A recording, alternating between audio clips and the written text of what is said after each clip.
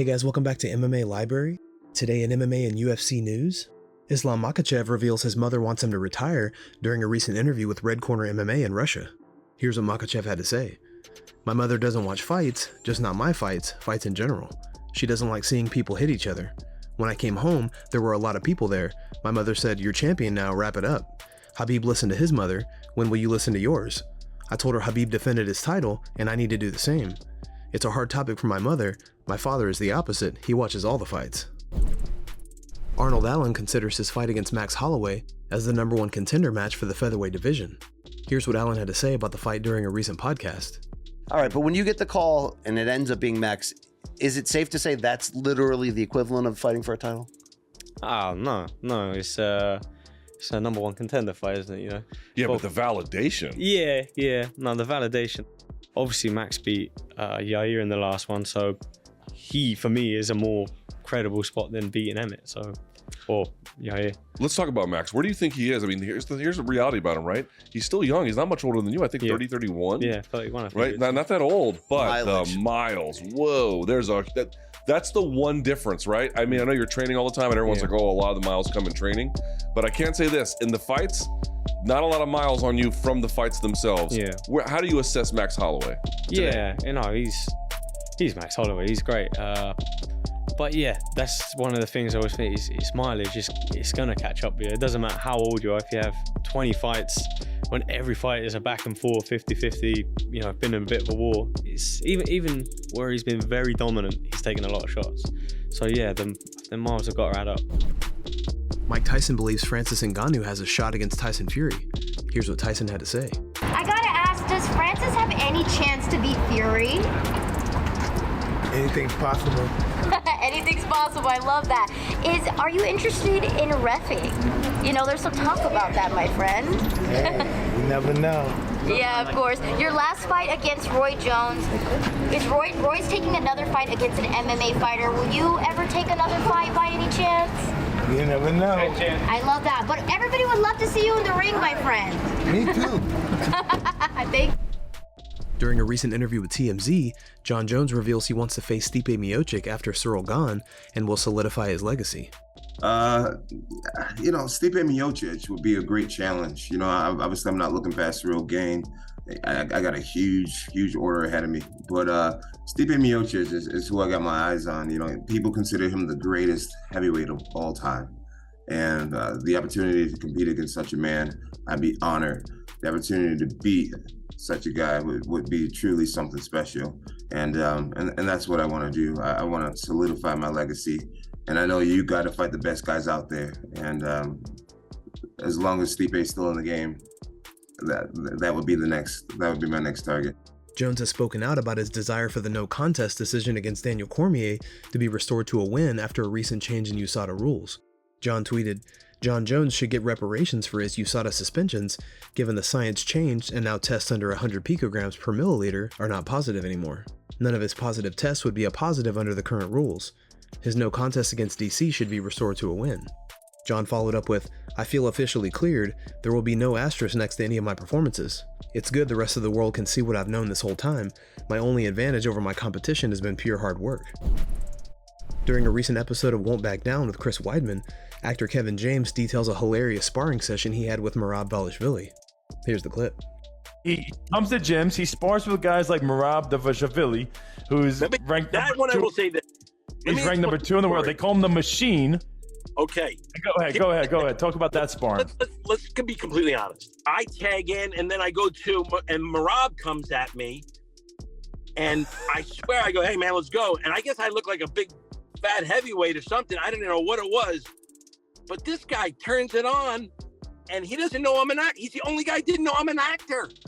He's from the country Georgia. I guess King Queens is not big there. It's not big there. I guess it's not, but he doesn't know. So he starts lighting me up like a Christmas tree. He starts tagging me, and I was freaking out. I have video. I got to show you the video. It's the funniest thing ever. I'm like, what the hell? Because I had headgear on too. You remember? And it was just like, man, that was scary. I was like, you didn't tell this guy. I love it. Yeah, Merab spars hard with everybody. So he thinks you're another pro fighter coming in. He's like, all right, I'm going to show this guy I'm the machine. Exactly. And Kevin's looking at him like, bro, I'm an actor. I'm an actor. He had to prove like I can knock out a heavyweight too. You know, and I was like, are you me? During a recent Mardi Gras parade, Dustin Poirier slapped a member of the crowd. The McGregor fan approached Poirier's moving vehicle and showed off a sign as he passed by. Here's the footage.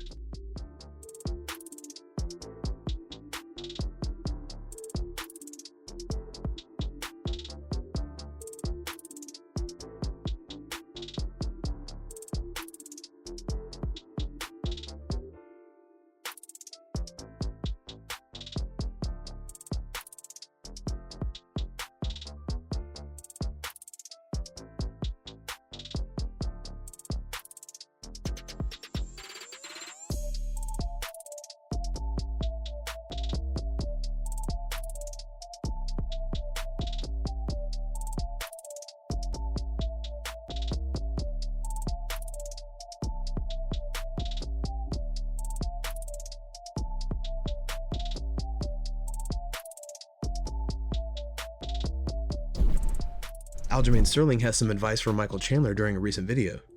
I'm looking forward to this fight against Chandler versus Conor. Again, I think Chandler has all the tools in the world to become a UFC champion, but he has to put together his fight IQ and figure out, does he want to be the entertainer or does he want to win, make even more money by becoming the champ and getting those pay-per-view points? And again, I don't know if he has a special contract where he is getting pay-per-view points already. He might already get that, and that's probably why he doesn't care.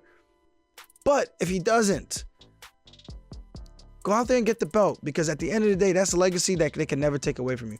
Yeah, they can never take away that you are one of the most entertaining guys ever. But how many more fights can you do? Keep putting your brain cells on the line. Let's call it what it is. You're putting your brain cells on the line. You're taking time away that could be spent with your kids and your family, just to go out there and entertain. And yeah, like, yes, that's part of the job, but your job is also to come back home a winner. Jiri Prochazka has some words for Khamzat Chimaev recently. A clip of Khamzat has surfaced from a few years ago where he insults Prochazka for following Chinese movements. Khamzat also insists he would fight Prochazka if he had a belt. Khamzat said, "If he has a belt, I'm interested in him. If he's not, he's stupid. Why does he do such Chinese movements? He thinks to himself, he's forgotten his tradition. He took a book and went to the jungle. You should learn your tradition." Prochazka has finally responded to these comments after they began circulating online. "I've just seen Chimaev's comments. He's such a loudmouth. I will gladly fight him and defeat him. Look, he's just a boy that talks too much and doesn't quite understand the consequences of his words. I will talk to him when we meet next time." Henry Cejudo says he doesn't trust Aljamain Sterling and won't be surprised if Sterling pulls out of their scheduled fight in May. Here's the clip. First, it was sometime in maybe February in Australia. Then we're talking about April 15th or April 8th in Miami. And then now it's May 6th. Guys, at this point, I really don't trust Aljamain Sterling. Why don't I trust him? Because he's afraid of the Triple C, man. It's plain and simple. I think there's a reason why the UFC is putting this fight together. I do believe that they believe that maybe Sean O'Malley would have a better shot with Triple C than he would with Aljamain for clash of styles. I don't mind it, but pretty much what they're trying to do is, Triple C, come over here and take out the trash. Come over here, take out Aljamain, and maybe we'll do a really good fight with you and Ronald McDonald, Sean O'Malley. So guys, at the end of the day, I'm sorry. I'm signed. I want the fight. I want my title back. But at the same time, I just don't know if Aljamain Sterling is serious, or if his bicep or if one of his lips is ready to eventually fight the Triple C. What do you guys think about Cejudo's comments? Will we finally see Sterling face off against Cejudo in May?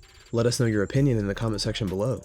Guys, thanks so much for checking out the video. If you like the content we do here on this channel, don't forget to like and subscribe to MMA Library for all the latest MMA and UFC news.